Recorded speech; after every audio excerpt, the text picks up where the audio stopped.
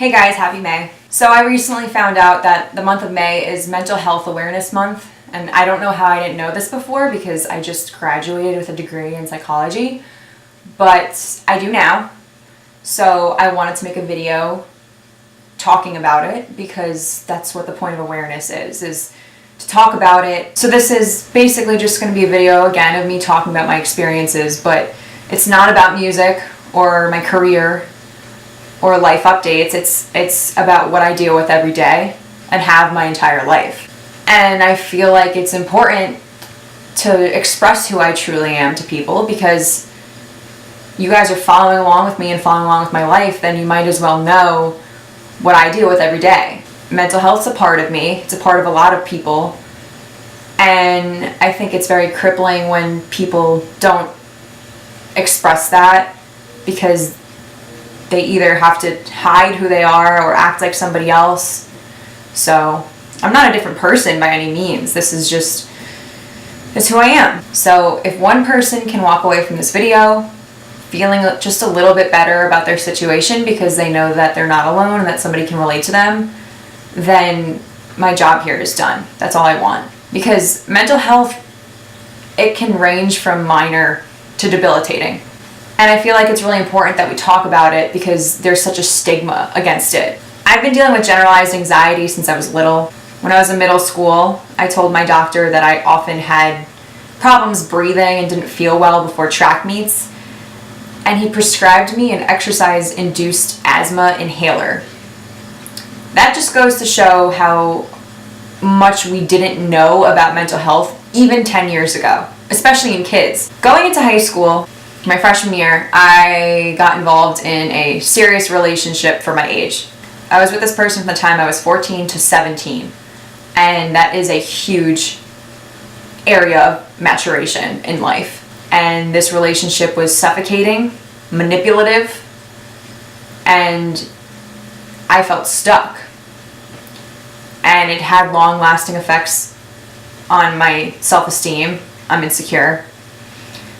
And my ability to open up to people. I'm very hesitant to do that because I'm afraid of feeling the feelings that I felt back then. I was just so humiliated about how I had allowed my life to be controlled by somebody else that I just didn't want to be around anybody because I felt pathetic.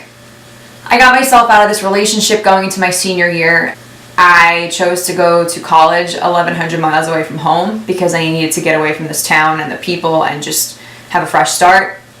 I was completely by myself. I was forced to meet all the friends that I've made and start completely over. I felt good because the people that were getting to know me and wanting to be around me genuinely wanted to be around me because they were seeing the real me. So needless to say, I had pretty good control over my anxiety throughout most of college. It still would come out here and there, but it was never crippling. And then something happened going to my senior year, so last summer. I'm not going to go into too much detail about it because it's extremely personal. I saw something happen to somebody. I had to call 911 and I thought this person was dying in my arms. I started developing symptoms of acute stress disorder.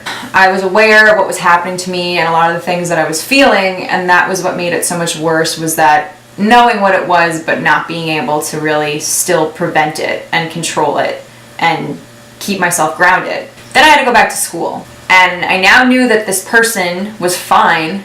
Long story short, within 2.5 months after I got back to school, I developed hypochondriasis. And initially, I didn't know it was hypochondriasis. I literally just thought I was dying all the time. Every time I noticed anything slightly different, the most drastic thing would come to my mind. I'd go to the doctor, they'd tell me I'm fine, and it would just cycle. It was a cycle. It was a vicious cycle. They wrote it off as anxiety. When's there going to be a day where I'm going to drop dead because somebody decided to overlook something that was actually terminal and was actually real? That's how hypochondriasis works. It completely convinces you that no matter what anybody tells you about something, it's still there. It's debilitating. I would go to work and have panic attacks sitting there. I was constantly calling my parents and my friends and telling them these things to see if they had ever had the same thing, if they knew what it was, just to have them reassure me that I wasn't dying and talk me out of freaking out. And I felt like a nuisance to these people. My anxiety makes me very irritable, and it always has. I'm an irritable person, and I'm insecure about that too, because I'm always afraid that if I'm in a mood because of my anxiety, that I'm going to either lash out on somebody, or just my venting and complaining is going to turn them off and make them not want to be around me. So I constantly find myself apologizing to people. Finally, in January, I hit my breaking point. At this point, I knew that it was hypochondriasis that I was feeling. I had read articles about it, and that's what's so great about the internet, is you can find people who have been through the same thing, so you know that you're not crazy. But I still felt crazy because I was fully aware of what was happening to me, but I didn't feel anxious for most of it. When I didn't feel anxiety, I still was having these physiological sensations, and it made me feel like I was losing my mind and completely spiraling out of control. I didn't really care for therapy. I didn't think it was going to help me because I thought I already knew everything that was going on. I thought I just had to beat it. So I went to therapy and told her everything the first session. The next session I went back and she told me that what I had been through was really serious.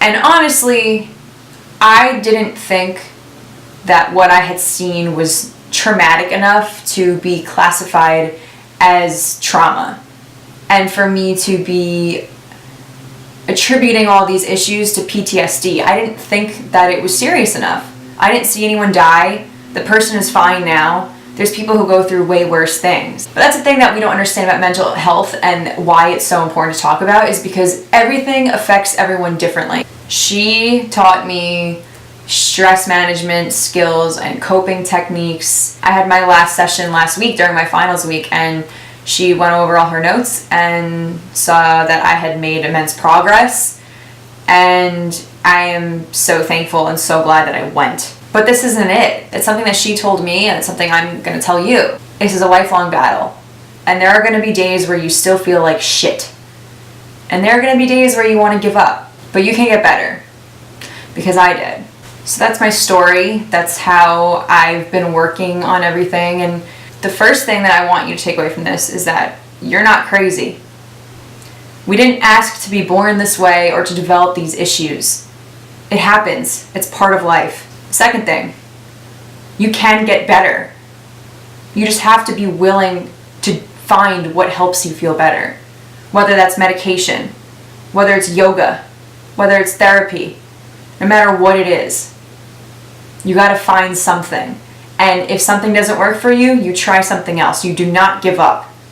You find a therapist and they don't make you feel any better, find another one. There is something that can help. Third thing, you're not alone. The people who care about you are never going to feel bothered by you, no matter how much you vent to them. And if they do make you feel like you're bothering them and being a nuisance to them, then you need to cut that person out of your life, because they're not doing anything for you. I don't want anybody to feel alone, because I know how it feels to feel alone. And know that it doesn't make you any less of a person because of it. So I wish you all the best, and thanks for watching. If you did, continue to spread the word and talk about these things with people, because there are a ton of people out there who don't understand, and we need the world to understand. And maybe lose some less people. Thanks guys, I'll see you next time.